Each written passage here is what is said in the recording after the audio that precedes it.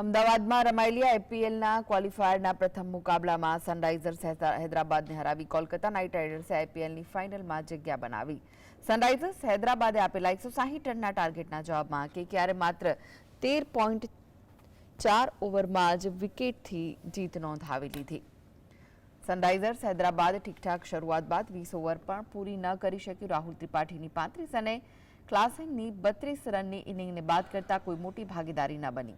10મી wicket માટે 33 રનની ભાગીદારીથી Sunrisers સન્માનજનક score સુધી પહોંચ્યું, જેના જવાબમાં કેકેઆરની 44 રનથી ઓપનિંગ ભાગીદારી અને બાદમાં વેંકટેશ અય્યર અને કેપ્ટન શ્રેયસ અય્યરની અણનમ અર્ધસદીની મદદથી કેકેઆરે આસાન જીત સાથે ફાઇનલની ટિકિટ હાંસલ કરી. હવે ફાઇનલમાં પહોંચવાની વધુ એક તક માટે સનરાઇઝર્સ એલિમિનેટર મુકાબલો જીતનાર ટીમ સામે ક્વોલિફાયર 2માં ચેન્નઈમાં ટકરાશે.